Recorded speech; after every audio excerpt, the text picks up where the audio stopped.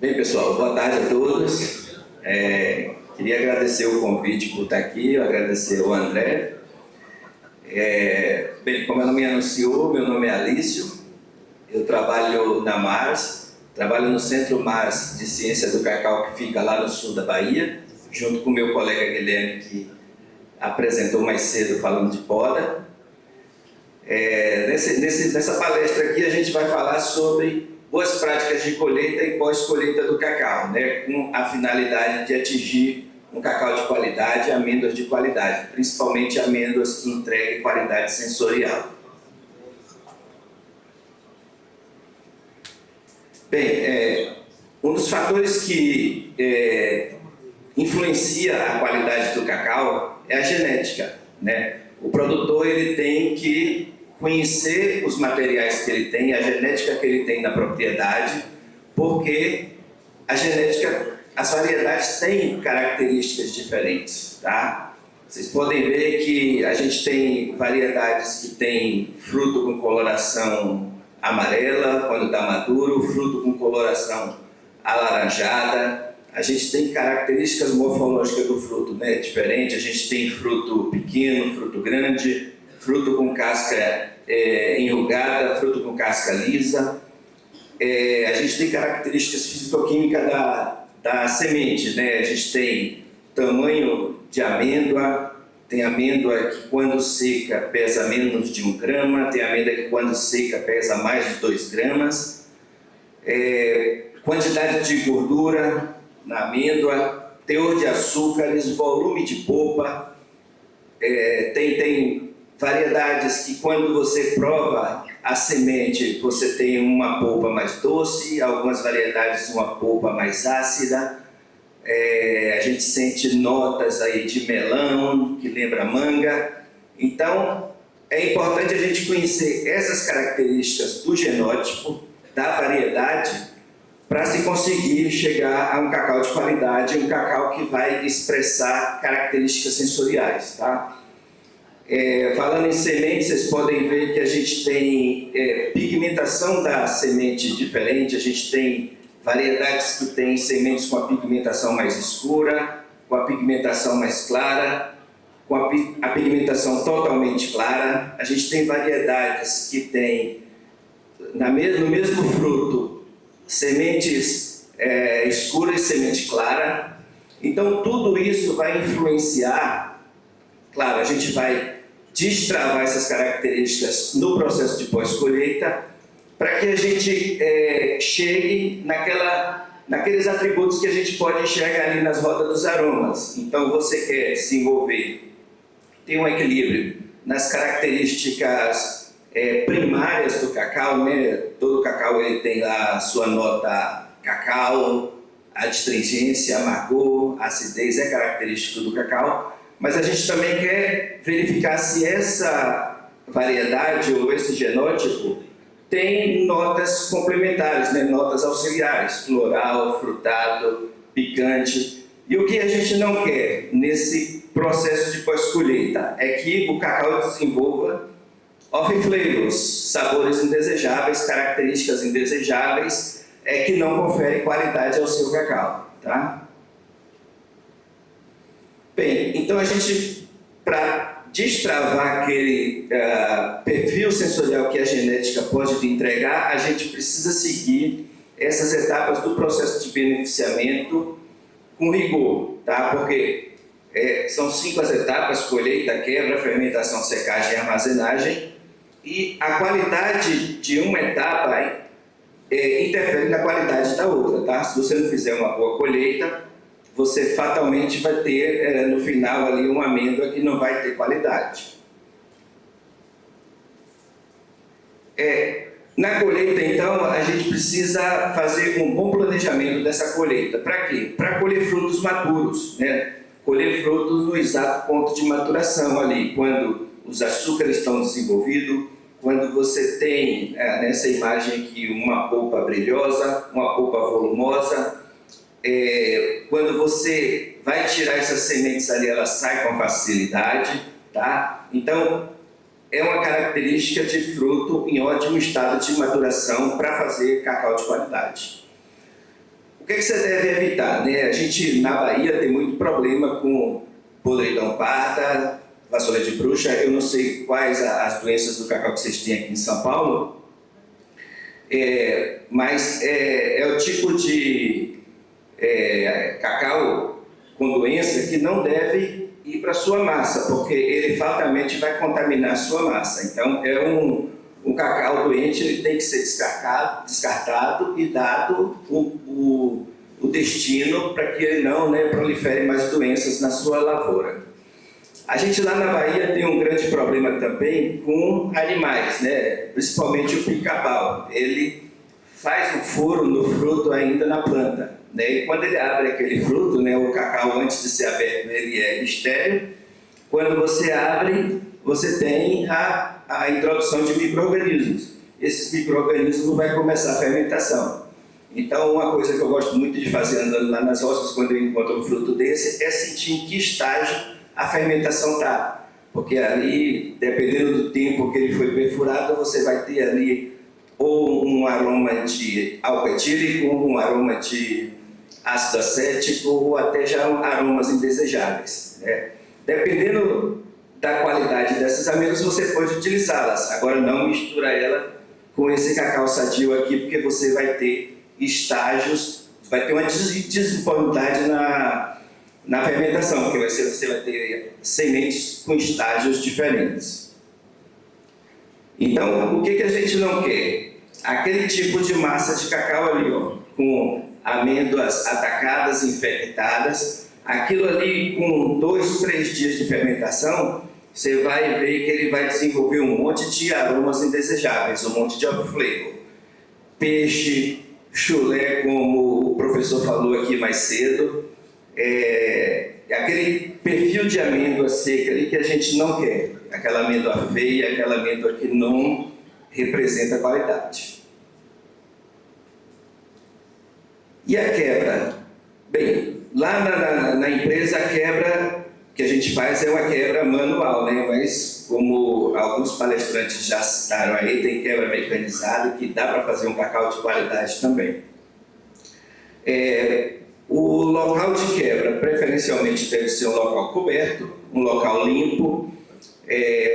Os utensílios, os materiais que a gente utiliza na quebra também tem que estar limpo para evitar que você contamine o seu cacau. Se vocês observarem ali, a gente tem 2 dos nossos associados ali fazendo a quebra, um usando uma luva metálica porque a gente preza pela segurança do nosso associado. Ele está com um pequeno facão chamado lá podoco, né, que é um facão cego para fazer a abertura do fruto. Um outro associado nosso usando luva, retirando as sementes, colocando em uma outra caixa.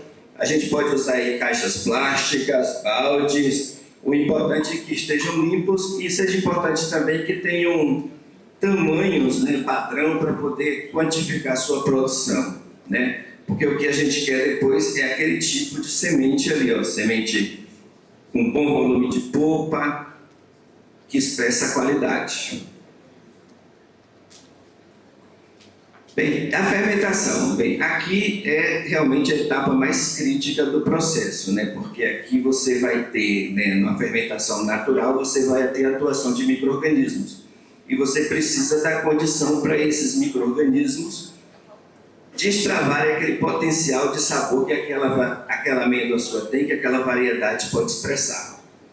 Então, quais são, além da genética, os outros fatores que atuam na fermentação, né? O grupo de micro-organismos, como você vai fazer que a sucessão microbiana lá aconteça, aí você precisa fazer o revolvimento da massa, aerar a massa em determinados estágios da fermentação, o tempo que o seu cacau fermenta é importante, a temperatura que ele alcança, o tipo de fermentador também, tem várias metodologias de fermentação, como a gente vai ver no próximo slide, a qualidade dos frutos que eu já falei, a sanidade, tamanho de semente, você não pode pegar e misturar semente grande com semente pequena, que você não vai ter aí um um processo, isso vai influenciar também depois na etapa de processamento da amêndoa, principalmente na torra. Bem, aqui tipos de fermentadores, né? Também é muito importante, porque dependendo da metodologia de fermentação que você vai empregar, você vai ter um perfil sensorial diferente, tá? Então a gente tem exemplos de fermentação em coxo, que é uma das mais utilizadas, fermentação em pilha ali, aquela foto do meio ali, eu tive a oportunidade de visitar uma fazenda lá no Equador, e eles desenvolveram diversos protocolos de fermentação para atender os diversos clientes que eles têm, Japão, França. Então eles têm fermentação em pilha, fermentação em coxo, fermentação em sacos, diversos protocolos. Foi uma visita muito interessante. A gente tem ali a fermentação em saco, né, um protocolo desenvolvido lá no Equador para diminuir, né, na pré-secagem. Primeiro faz uma pré-secagem e diminui o volume de polpa do CCN51. Com isso você tem uma rapidez na fermentação. Essa fermentação é feita em sacos. É uma técnica também que eu já testei, é uma técnica interessante, mas quando eu comparei ela com a fermentação em coxo, com o mesmo clone, os atributos sensoriais foram bem diferentes, tá? Isso aí você vai escolher a metodologia de acordo com o que você quer entregar para o seu cliente. Bem, a fermentação, né, a fermentação que a gente utiliza lá na empresa é a fermentação utilizando a metodologia de coxo. O cacau chega, assim que ele é quebrado, ele vem diretamente para os coxos. A gente tem aí a primeira fermentação que a gente chama de anaeróbica ou alcoólica. Essa fermentação aí, ela dura em torno de 2 dias, 48 horas. Né? A gente vai ter ali o elevado teor de açúcar na polpa, o baixo nível de oxigenação vai permitir o desenvolvimento das leveduras, que é o primeiro micro-organismo que participa da fermentação. Essa fermentação ali no segundo dia, ela vai começar a ter uma elevação da temperatura, porque você vai ter, com a diminuição do volume de polpa, o ar vai começar a penetrar na sua massa. Você vai ter uma elevação do pH e nas 48 horas ali de fermentação, que é a fermentação anaeróbica, com a entrada de ar na massa, vai começar a desenvolver um grupo de micro-organismos que não é muito interessante na fermentação, porque ele vai produzir ácido lático. E ácido lático é um ácido não volátil. O ácido lático, se ele for produzido em altas concentrações, depois você não vai conseguir tirar ele. Então ele vai acabar dando algumas características não desejáveis ao seu produto final, que é gosto de leite azedo, derivados de leite que não é muito legal. Então você precisa interromper essa fermentação anaeróbica e começar uma outra fase da fermentação. Essa outra fase é a fermentação acética, um outro grupo de micro-organismos chamado de bactérias acéticas. Ela vai começar a degradar o álcool etílico que foi produzido na fase alcoólica, e ela vai transformar esse álcool etílico em ácido acético. Então você vai ter aí no terceiro, quarto dia de fermentação um forte odor de vinagre na sua massa. Isso é um indicador de que o processo fermentativo, utilizando essa metodologia, está indo bem, tá? Então você vai ter ali com a aeração da massa, que daí em diante a gente faz uma aeração um revolvimento da massa a cada 24 horas, né? Depois da primeira vira, até o último dia de fermentação.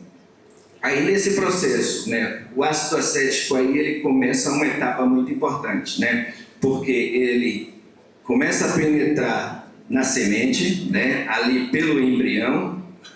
Ele vai começar ali a destravar os precursores de aroma e sabor que aquele clone, aquela variedade que você está utilizando pode entregar, tá?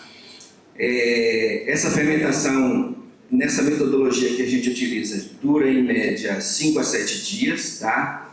E o que a gente quer no final é aquele tipo de amêndoa ali, ó, uma amêndoa onde o ácido acético penetrou, destravou o potencial de sabor ali daquela variedade, vocês podem ver que o amêndoa ali com 144 horas, com a coloração já meio rosada, com formação de fissuras, então são indicadores de que o processo de fermentação está perfeito, tá?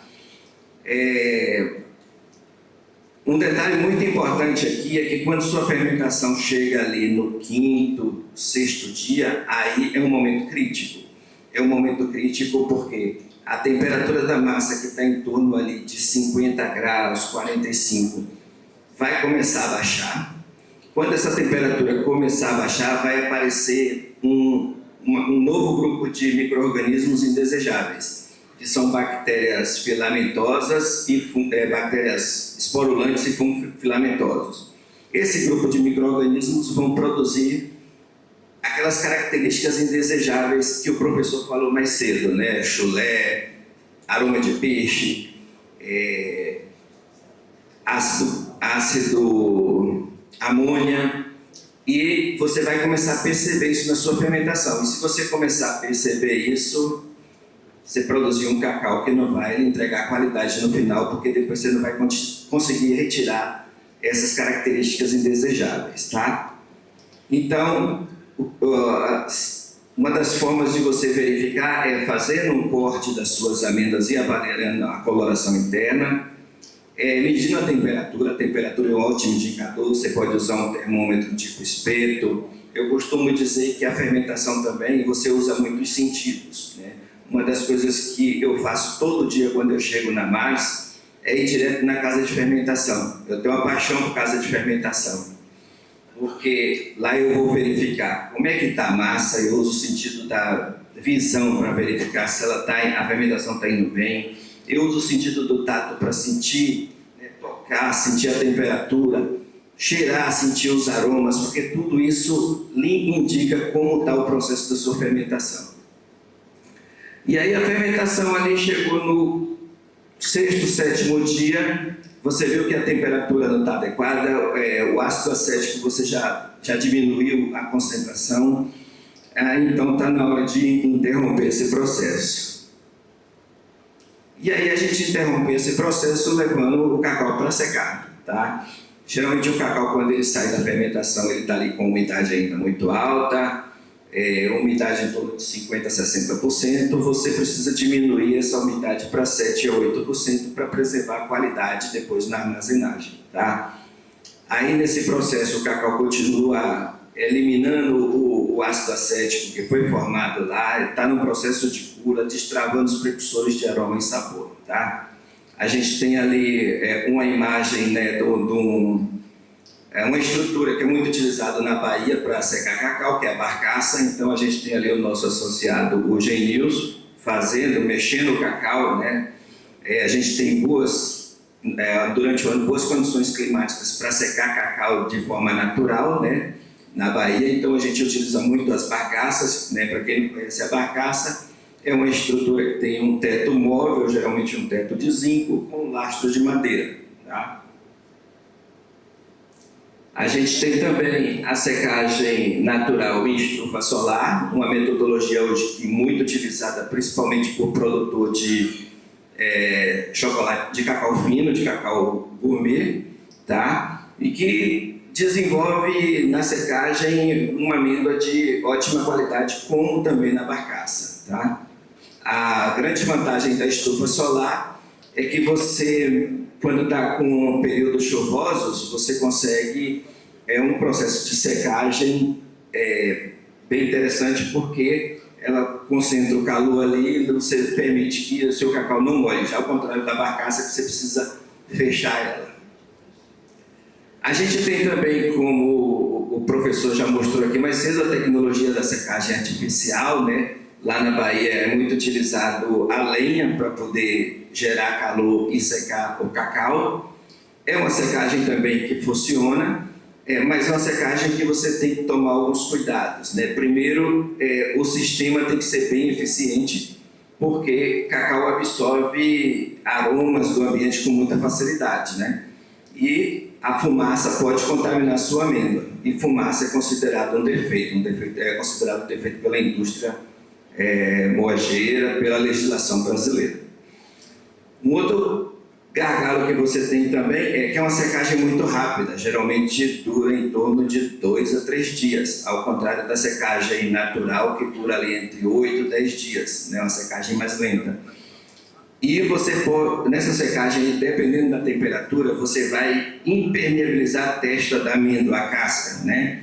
E aquilo ali vai bloquear a saída do ácido acético. E a gente não quer que esse bloqueio aconteça. Porque quando você for processar essas amêndoas aí, você vai sentir um forte sabor de ácido acético lá. E aqui são um teste para avaliar a qualidade do seu processo, a qualidade principalmente da sua fermentação e secagem, que é o teste de corte, uma análise simples, largamente utilizada pela indústria moageira para avaliar a qualidade interna da amêndoa, né? Ali a gente tem uma imagem, aquela primeira ali à direita, de um cacau com uma coloração que a gente chama de ardósia, né? Uma coloração acinzentada ou azulada, que é um cacau que não passou pelo processo de fermentação. Se você processar aquela amêndoa ali, ela vai lhe entregar muito amargor e adstringência, tá? A amêndoa violeta também já iniciou um processo de fermentação ali, mas ainda não liberou completamente os precursores de aroma e sabor. Ali tem muita astringência e muito amargor ainda naquela amêndoa, né? Violeta marrom é outra característica de amêndoa também que a gente avalia, tá? É uma amêndoa também que já está aí no meio do caminho para finalizar a fermentação, mas ainda geralmente dependendo da variedade, tem variedades que com aquele perfil de amêndoa violeta marrom, você tem uma ótima característica sensorial ali, tá? E você tem uma amêndoa, aquela amêndoa escura ali foi proposital, eu fiz um experimento para ver, para ter amêndoas sobrefermentadas, para fazer líquor e ter uma amostra para mim saber qual o perfil sensorial daquela amostra, daquele líquor, tá? Daquele cacau. Então você vê que é uma coloração escura. Quando você sente o aroma daquela amêndoa ali, você vai sentir o cheiro de chulé e o cheiro de peixe que o professor falou mais cedo aqui, tá? Então é uma característica que não confere qualidade. E você tem a amêndoa aqui embaixo que a gente quer, que o produtor de chocolate quer. Uma amêndoa com a coloração marrom, com as galerias bem formadas, né, significando que o ácido acético fez o trabalho dele ali, destravou os precursores de aroma. É uma amêndoa que quando você corta, você já consegue associar o sabor ao chocolate e a um bom chocolate. Bem, e não adianta você ter todo aquele trabalho que você teve lá nas outras etapas se você também não tiver uma boa armazenagem, né? Se você não tiver um local limpo, ventilado, livre de pragas, de insetos, de roedores, armazenado de forma correta,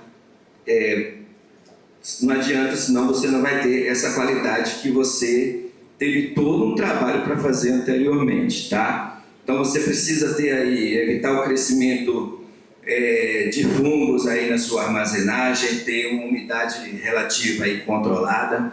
Hoje muitos produtores de cacau especial, eles estão com armazéns com temperatura controlada, com umidade relativa controlada, eles colocam ar-condicionado lá dentro, monitoram todo o processo para que o cacau tenha uma vida de prateleira mais longa, tá? E preservando a qualidade. Tá?